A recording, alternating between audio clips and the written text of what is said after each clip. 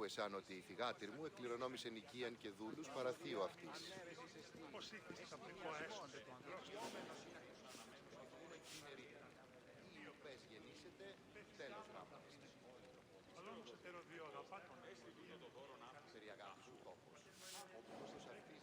Welcome, visitor, to where Spartan boys become Spartan men.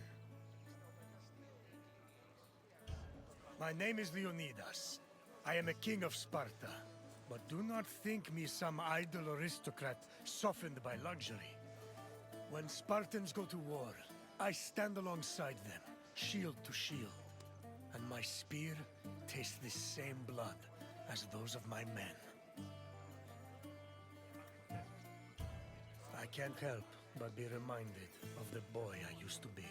I wonder what that boy would think if he saw me today. Would he be proud? Intimidated? Or would he pity the tired old man standing in front of him? But such thoughts are meaningless. Let us move on.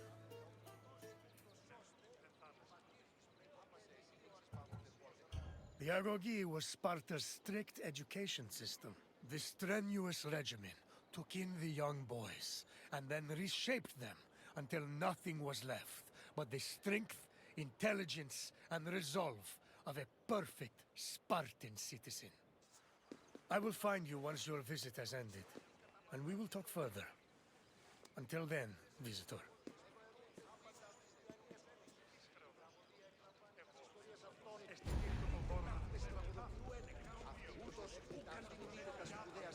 Των ιστοριών του. Εναντίον, επιμηχανάται ταύρες και προσμυθοποιεί. Αποκρύπτει την προαίρεση αυτού εν το εγκλήματι της συγκατανέμων. Όμως πατριογνώση και οι αδελφοί επικραγούμε στην ερήτρα, λιουπές γεννήσετε, τέλος γάμου έστε. Βρώμεθα το παραδείγμα.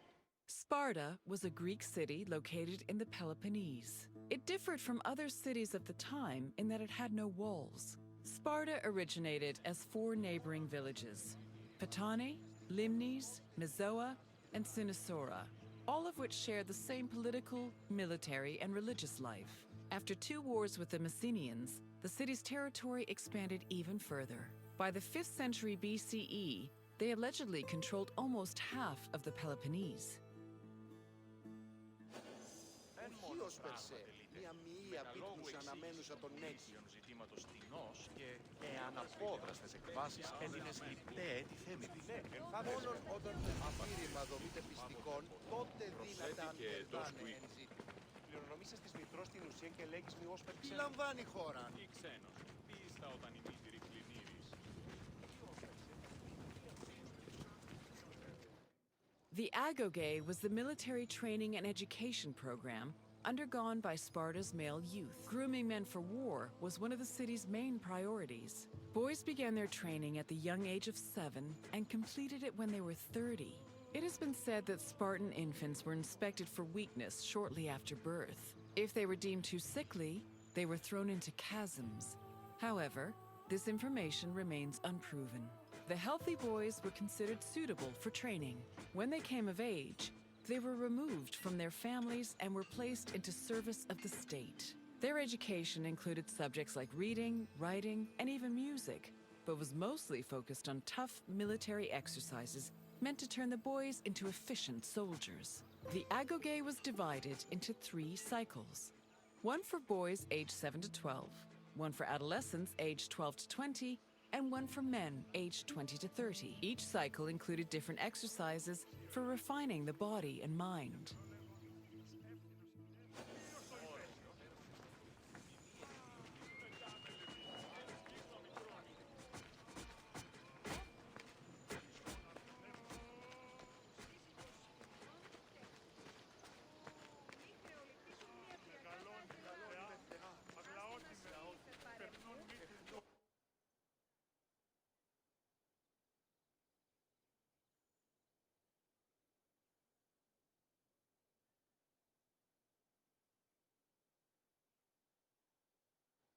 Sparta played a large role in defeating the Persians during the Greco-Persian Wars in the 5th century BCE. They held their king Leonidas' glorious death at the Battle of Thermopylae in particularly high esteem. Because Leonidas was killed in battle, Sparta believed he died a good death and showed incredible bravery, qualities to be held as a model for all Spartans. This idealized bravery was embedded in the city's collective memory and was the main quality people strove for in the Agoge.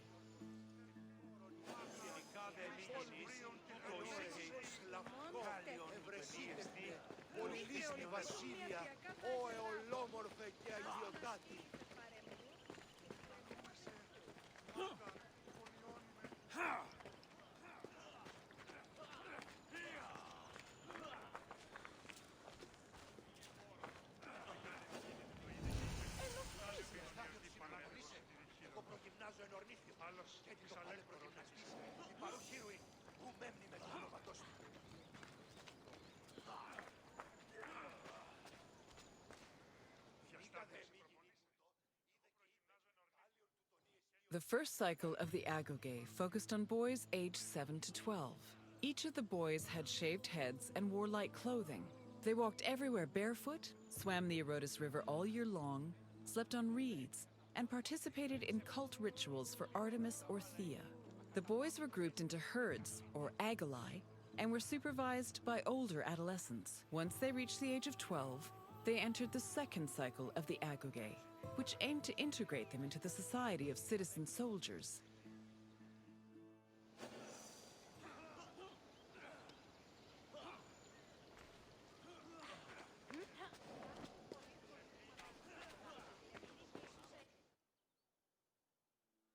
The Agoge's second cycle included boys aged 12 to 20. When they reached the age of 20, the young men were dubbed Erinyes and could officially serve as hoplites in the Spartan army. Until the age of 30, Spartan men lived in communal mess halls called Sosgenia. From the age of 22 onward, they were permitted to start a family, but 30 was viewed as a more appropriate age to get married. Spartan men served in the military until they turned 60, when they were designated as elders, or gerontes. However, many were known to continue serving anyway, such as King Archimedes III, who fought in the army until he was killed in battle at the age of 62.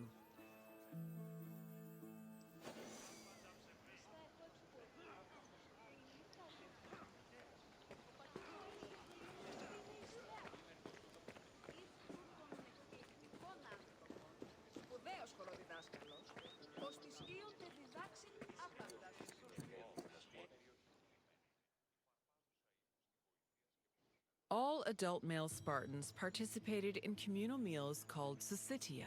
The attending Spartans contributed different kinds of food on a monthly basis, in addition to a small sum of money to pay for meat. Each man was entitled to one portion of a meal, with the exception of the kings, who received 2 portions. Syssitia attendance was mandatory for every Spartan fortunate enough to be part of the group.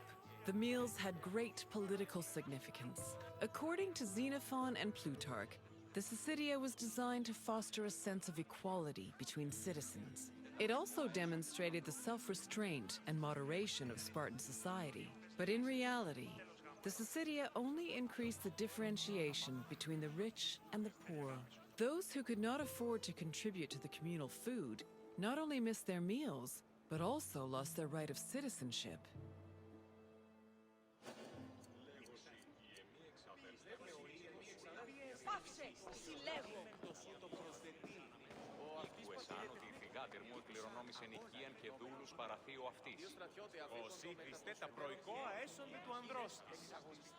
Your tour has ended.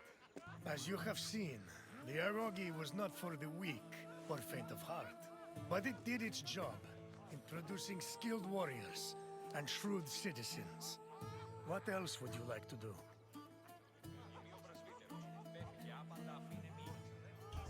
As you wish. Come this way.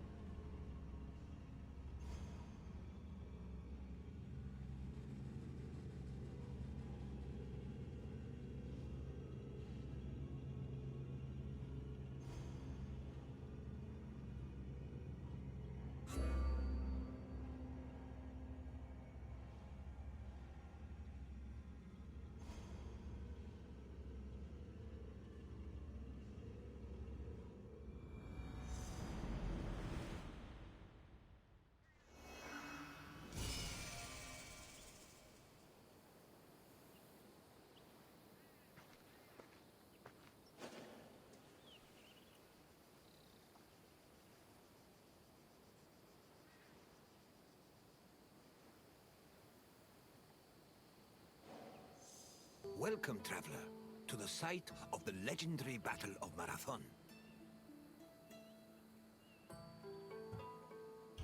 It's truly incredible that such a small place would have such tremendous significance. But then again, even the tiniest pebble can send ripples through the water.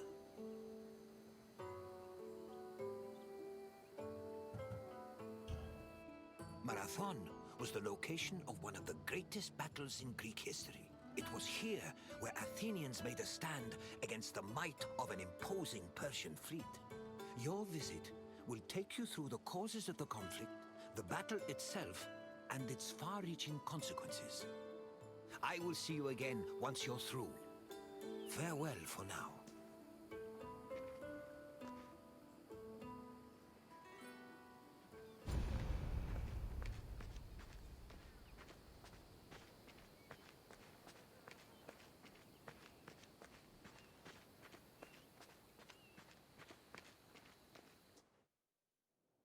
In 490 BCE, 600 Persian triremes landed on a beach 35 kilometers north of Athens. Standing in their way were 11,000 hoplites led by the prestigious Athenian general Miltiades. The Persian forces outnumbered the Greeks approximately 5 to 1, and yet the smaller force managed to push back their would-be conquerors. The Battle of Marathon was a major turning point in the Greco-Persian Wars, and the Athenians' victory would be celebrated for many years. The modern-day distance-running event is named a marathon in memory of a soldier from the battle who ran back to Athens to announce their victory, though whether this is real or legend is uncertain.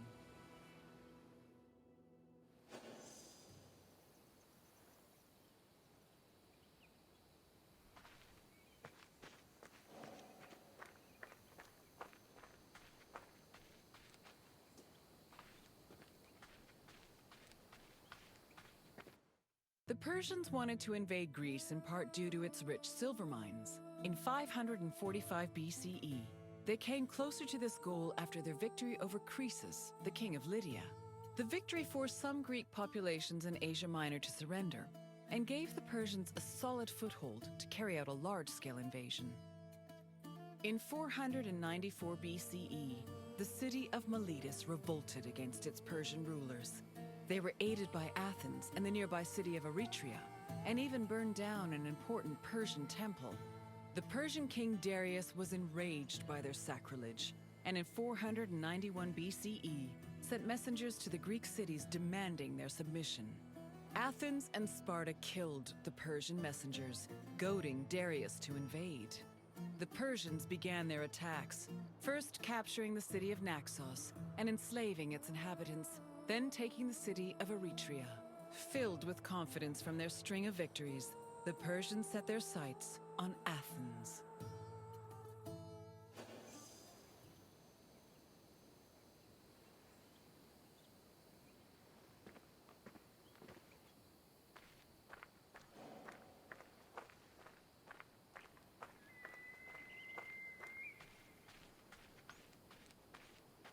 The Greeks were surprised by the ferocity of the Persian attacks. Seeking aid against the upcoming invasion, Athens was forced to appeal to other cities for help.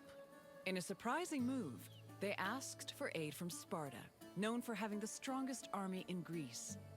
The Spartans agreed to the request, but they were unable to send reinforcements in time due to the religious feast of Apollo Karneos, which forbade them from leaving their city until the next full moon.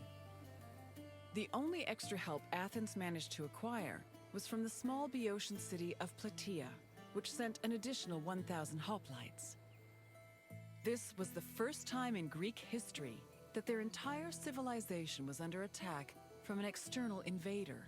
Despite sharing the same language and same religion, Greek city-states had often warred amongst themselves. The Persian invasion was the first time they realized the necessity of collective action to ensure their survival.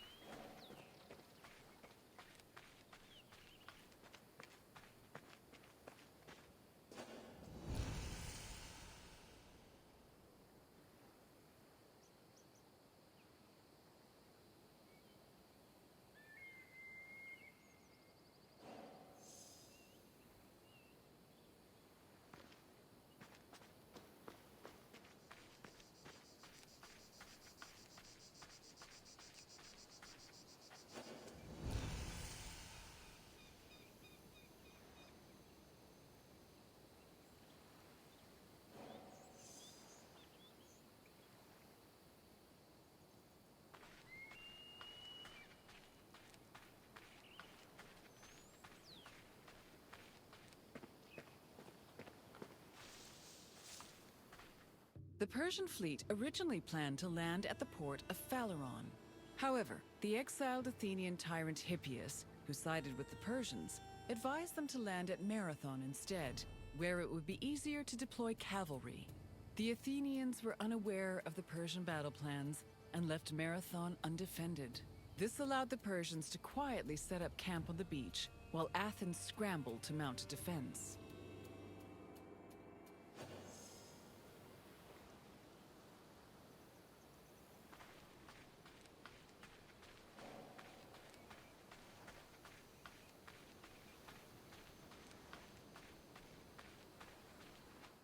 The Persians' overwhelming numerical superiority forced the Athenians to get creative with their defensive strategy. The city sent 10,000 hoplites, along with the extra 1,000 Plataean reinforcements, to a hill located above the Persian encampment. Once in position, Athenians had to decide whether to wait for the Persians to attack or to strike them first. Athens' strategists believed the former option was better, but the general Miltiades believed a first strike was more advantageous, as the Persians had their backs to the sea. In the end, Miltiades' opinion prevailed, and the Greeks made their move.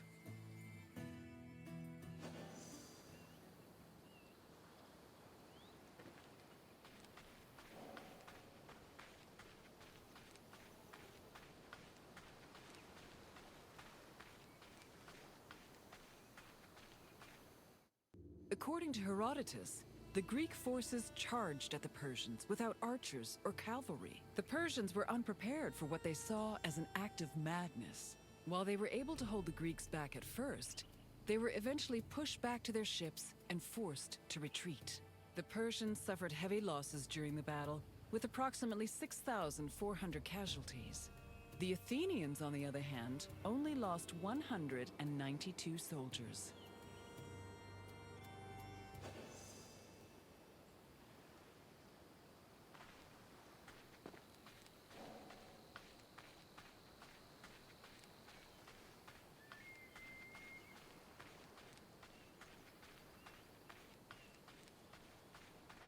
The victory at Marathon was considered miraculous.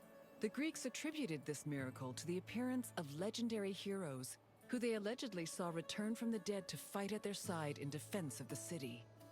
For example, several Athenians swore they saw the mythical king Theseus take up arms at Marathon, a scene which would later be depicted in Athens' Agora. Similarly, some hoplites attested that Heracles appeared at Marathon, clad in his lion's skin and wielding a club. The supposed appearance of these heroes helped elevate the Battle of Marathon to a legendary status among the Greek people.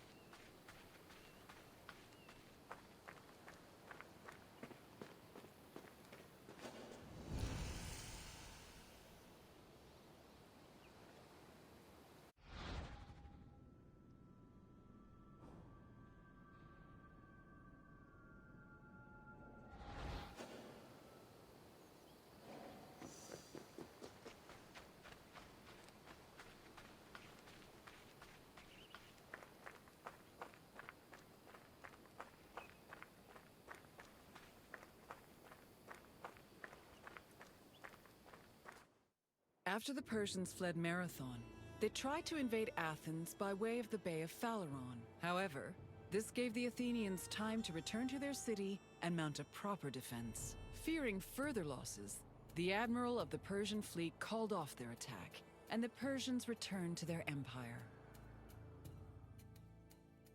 Darius was furious at the campaign's failure and decided to seek vengeance in a retaliatory expedition from both land and sea. Meanwhile, Sparta begrudgingly congratulated Athens on their victory.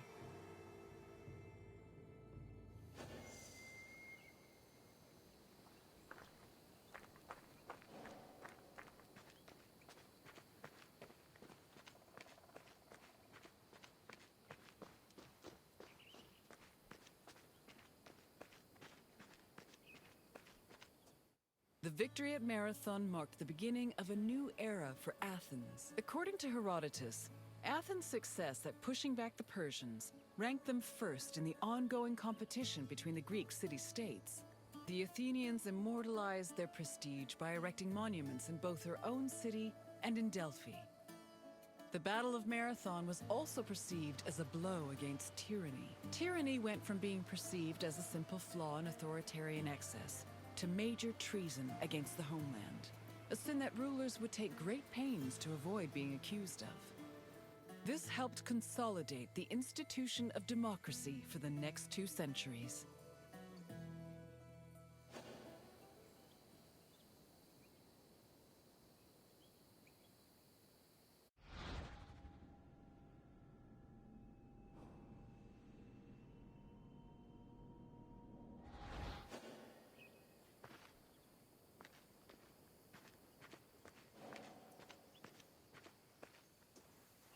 I hope you enjoyed this look into the famous Battle of Marathon. It was not only a major turning point in the history of Athens, but also for all of Greece. Its repercussions would be felt for many years to come. Is there anything else you'd like to do? Very well. Follow me closely, traveler.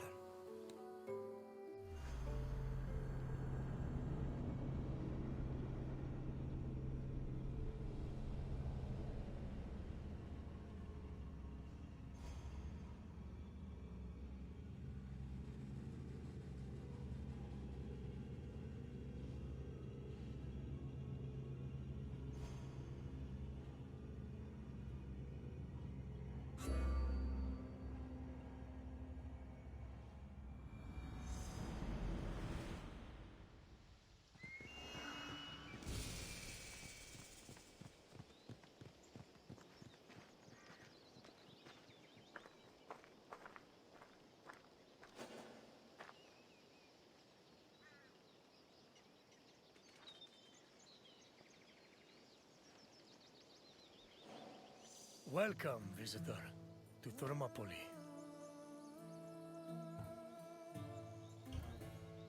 Thermopylae stirs many feelings in my heart. Rage at the Persians' arrogance. Regret that I could not do more. But mostly, I feel proud. Proud of my city, and of my men, who fought to protect the very soul of the Spartan people. For those few fateful days, they were my brothers. I miss them all.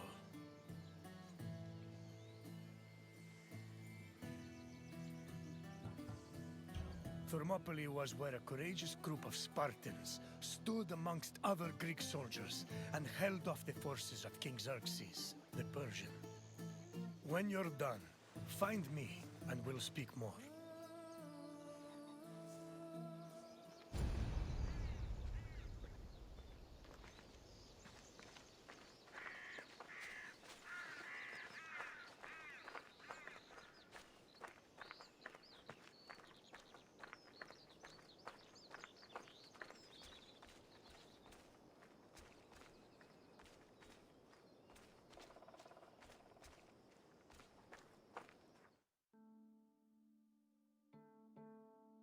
The Persian king Darius's cries of rage echoed for years after his humiliating defeat at Marathon.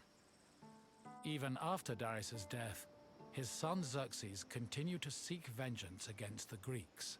According to Aeschylus, Asia was emptied of all its men. Greek spies brought the news of Xerxes' imminent invasion back to their homeland. Afterwards, many discussions were had on the best place to mount a defense. In the end, the Greeks decided on Thermopylae. The area featured a narrow pass that could act as a bottleneck for the Persian army, negating their numerical superiority. It also offered naval advantages, offering the Greek fleets opportunities for flanking. 5,000 Peloponnesian Greeks set up at a fort near the entrance of the narrow passage, otherwise known as the Hot Gates. Leading them was Leonidas, a Spartan king who prided himself on supposedly being a direct descendant of Heracles. Leonidas was accompanied by several elite soldiers who together made up the famous 300 Spartans.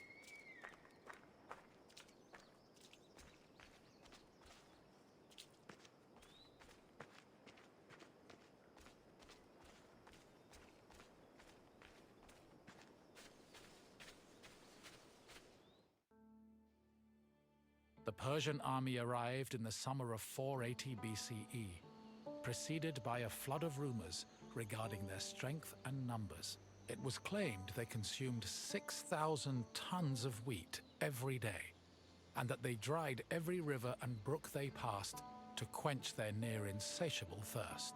During their march to Thermopylae, the Persians faced no opposition, and in fact, increased their numbers further by recruiting more soldiers from other Greek cities and places like Thrace.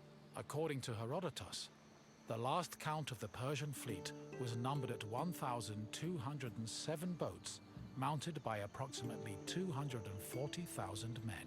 He estimates the land army, meanwhile, was made up of more than 1 million men. The Greek forces at Thermopylae were heavily outnumbered.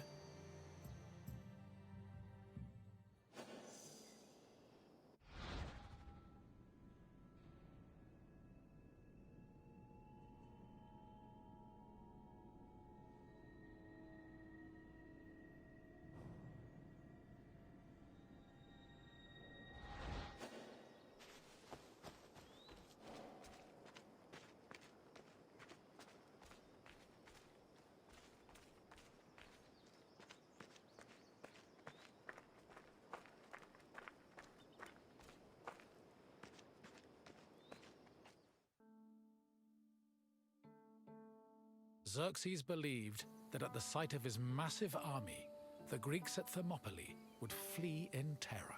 Instead, they deliberated. The majority of the Peloponnesians wanted to engage the Persians on the Isthmus of Corinth. Leonidas, meanwhile, believed it was wiser to stay put in Thermopylae. While the Greek forces debated, a Persian horseman was sent to spy on the enemy. He returned to Xerxes with surprising news.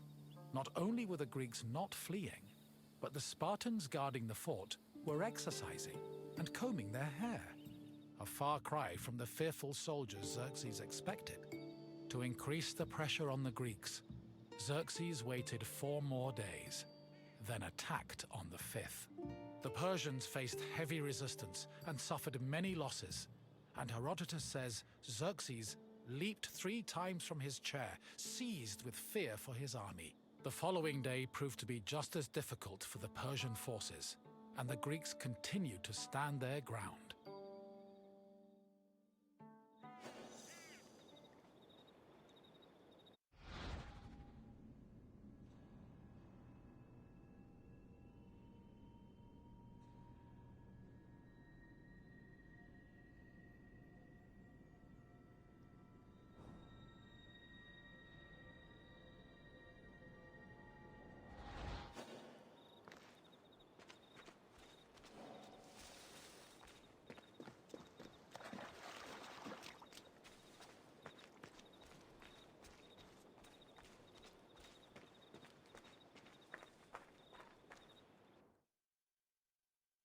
The Persians seemed poised to be held at Thermopylae indefinitely, until an inhabitant from the region came forward with information. He told the Persians of another route, which could take them around Thermopylae. A Persian contingent was sent to verify the information. While there were Greek soldiers stationed to guard the route, they were forced to flee from the Persians. Thus, on the 3rd day of the battle, the Greeks were surrounded by their enemy.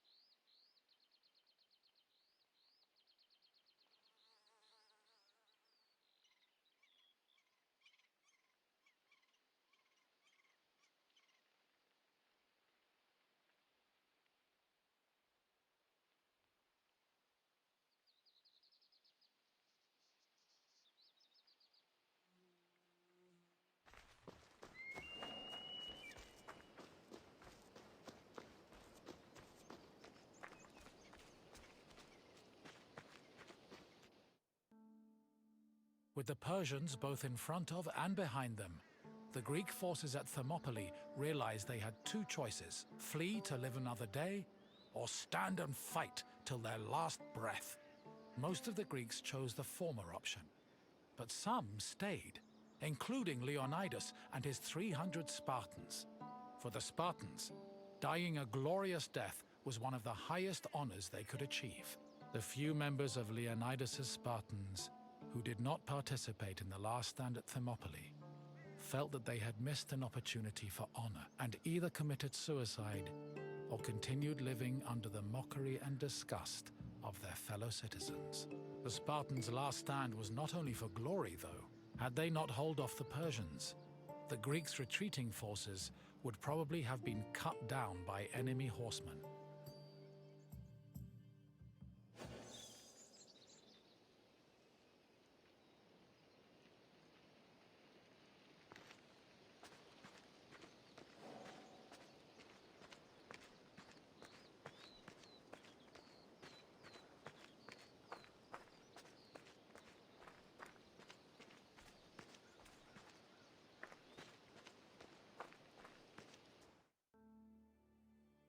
On the morning of the third day, King Xerxes was assured of his victory. However, that victory did not come easy. King Leonidas himself fell in battle, and a furious fight broke out around his Spartans fought to the last man.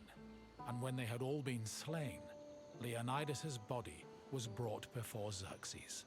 According to Herodotus, Persians usually honored the most courageous warriors, even if they were enemies. However, Xerxes was so consumed by rage at the Spartans' resistance that instead he cut off Leonidas's head and ordered it impaled on a stake. A statue of a lion was later erected on the hill of the Spartans' last stand in honor of Leonidas's bravery.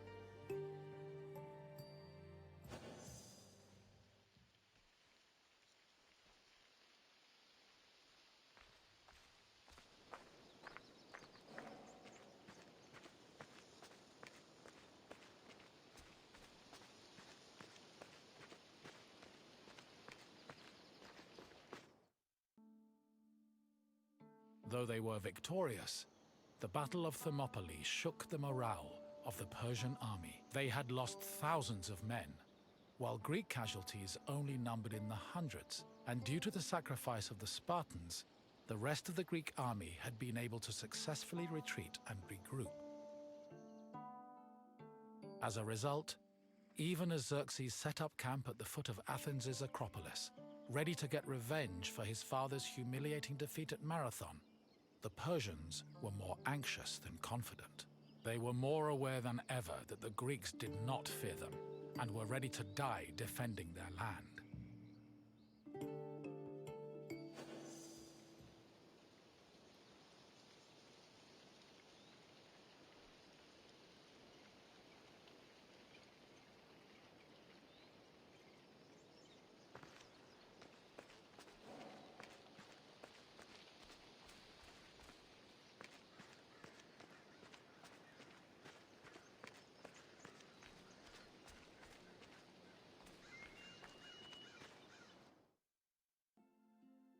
In the end, the Battle of Thermopylae was still a loss for the Greeks.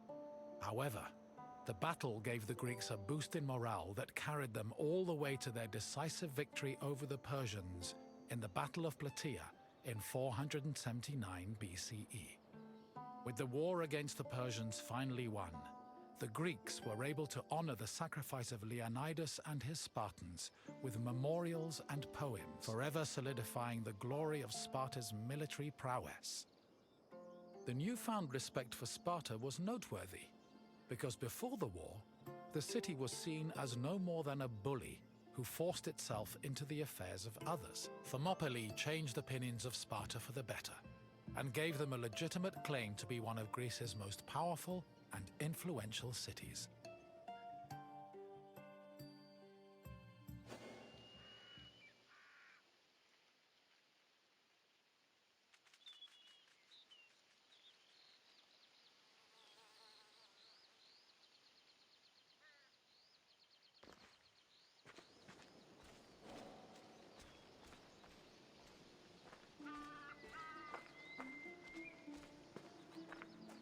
You've finished. I hope you understand the magnitude of the sacrifices made at Thermopylae. Without them, the Greek people would have surely ended as a footnote in Persian history. Is there something else you'd like to do? Then let us not waste time. Follow me.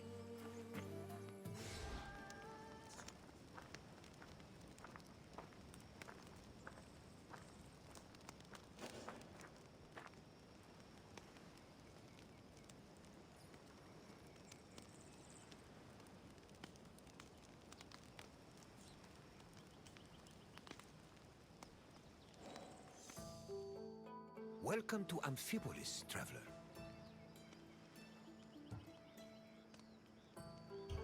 The Battle of Amphipolis was surely an interesting one.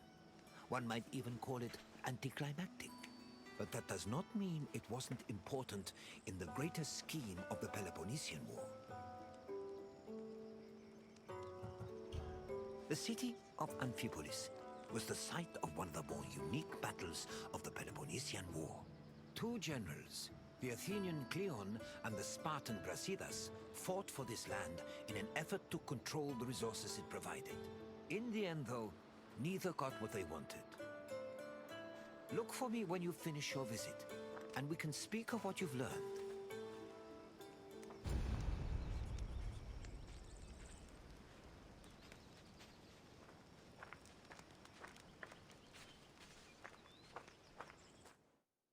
The land that would come to be known as Amphipolis was originally part of Thrace, a region inhabited by formidable semi-nomadic horsemen. Thrace was rich in gold and silver mines. It was surrounded by lush forests, making it very attractive to outside parties like Greece and Persia. By 513 BCE, Persia had managed to conquer much of Thrace. But after their defeat in 479 BCE, Athens made a play for the land. They conquered the nearby island of Thasos in 465 BCE, but the military prowess of the Thracian riders kept them out of the country's interior. It was only in 436 BCE that Athens established a solid foothold in Thrace with the founding of Amphipolis, a city on the banks of the river Strymon.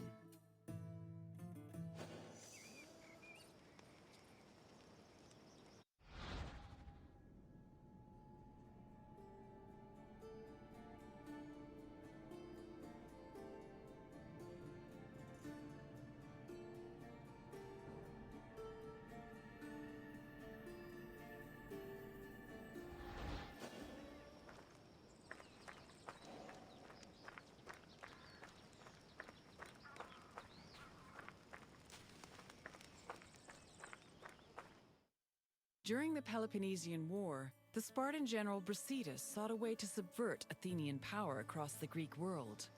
He set his sights on capturing the coast of Thrace, hoping to seize the resources the area provided. Brasidas knew that many of the Greeks living in Thrace hated the greed and brutality of their Athenian neighbors and decided to take advantage of the situation. He set off on an expedition to Amphipolis, accompanied by 1,000 hoplites and 700 helots, and arrived before the city in the winter of 424 BCE.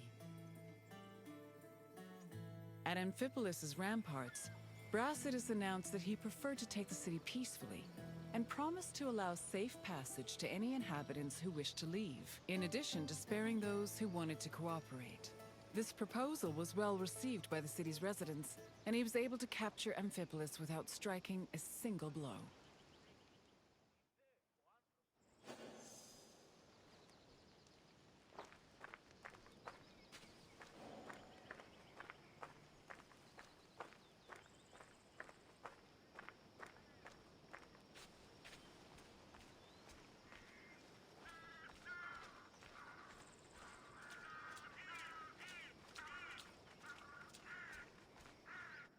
Brasidas' march on Amphipolis blindsided the Athenians. By the time they heard the news and dispatched the general Thucydides to defend Amphipolis, Brasidas had already rallied several nearby cities to help him defend the region from Athens' so-called tyranny.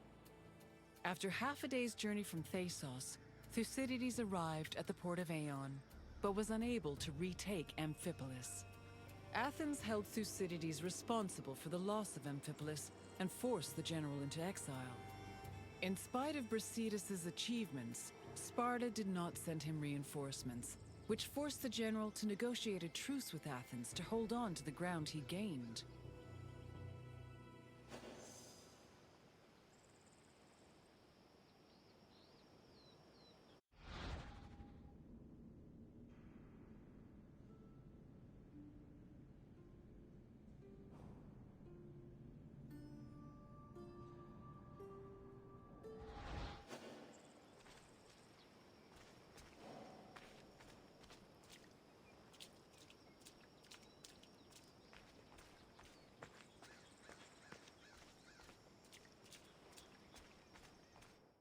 The matter of how to deal with Amphipolis divided Athens.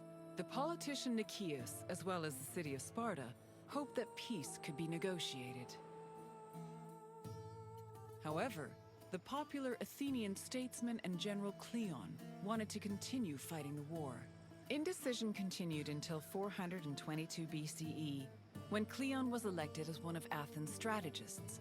This decision made it clear that the city's people were in favor of war.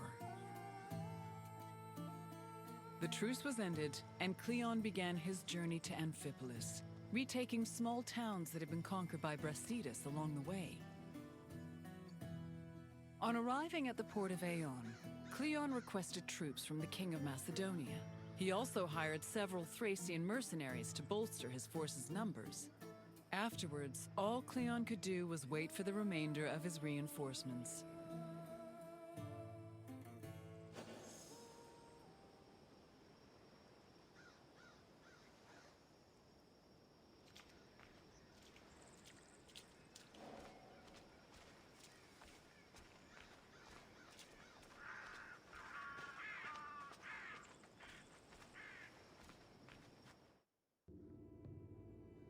While they waited, the Athenian forces began to resent Cleon's hesitation to attack. They saw him as soft and incompetent, especially compared to their opponent, Brasidas. Sensing the tension, Cleon decided to act without waiting for reinforcements to arrive. He set out from the port of Eion to observe Amphipolis, setting up a camp on a nearby hill. To Cleon's surprise, Amphipolis appeared to be completely unprotected, with no guards stationed at the city's gates and ramparts. However, the city's lack of protection was only an illusion.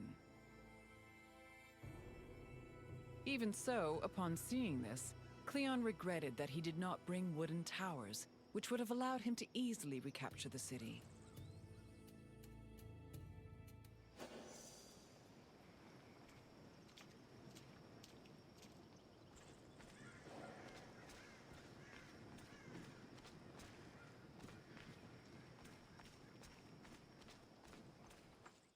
Brasidas positioned his own troops in a nearby wooded area to get a better view of Cleon's army. When the Athenians began moving to set up camp, Brasidas returned to Amphipolis. He believed his army was less well-trained than the Athenians and decided to rely instead on cunning tactics and Cleon's inexperience as a military leader. Brasidas organized a two-prong attack.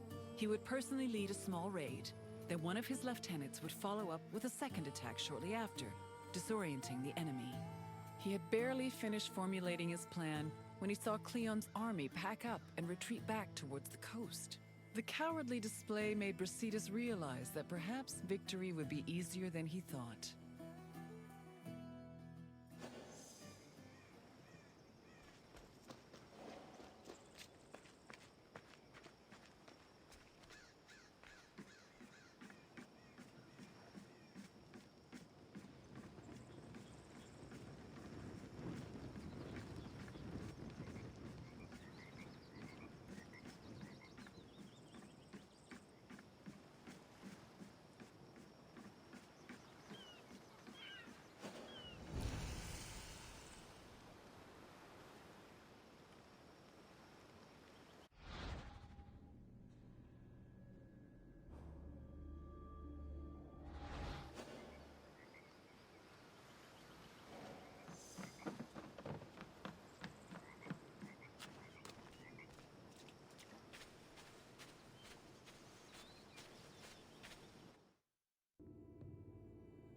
After seeing Brasidas' troops return to Amphipolis, Cleon decided to fall back to the port of Aeon and once again wait for reinforcements. Unfortunately, his exact orders were confusing and contradictory, which left the Athenian forces in disarray.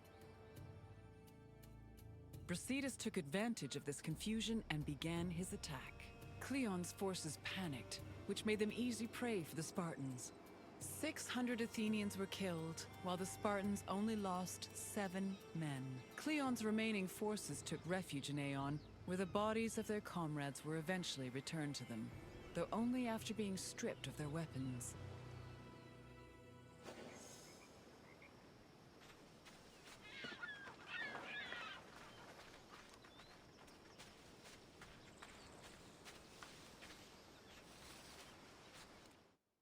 During the pitched battle between the Spartans and the Athenians, both Brasidas and Cleon were killed. The reports of their respective deaths reflect how they were perceived as military leaders. We know almost nothing about Cleon's death, other than that he was killed by a Thracian soldier. Brasidas, meanwhile, survived long enough to be taken back to Amphipolis, where he was informed of his victory. He was buried inside the city, which was considered an honor bestowed only upon heroes, and was celebrated as the true founder of Amphipolis.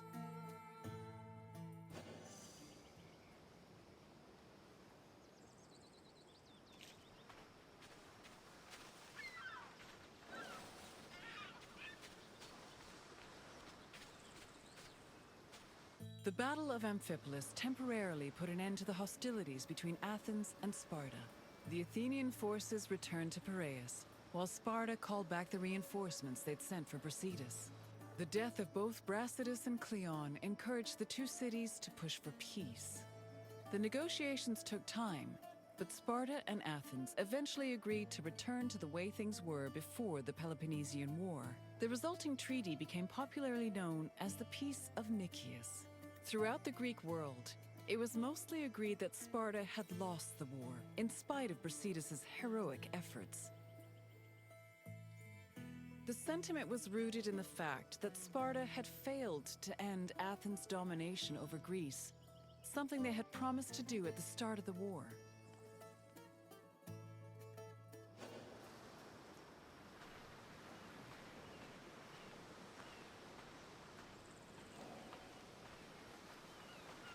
I see you're done with your tour. The Battle of Amphipolis may have briefly put an end to the Peloponnesian War, but the so-called Peace of Nicias was only temporary. It would not be long before Sparta and Athens came to blows once again. Now, is there something else you'd like to do?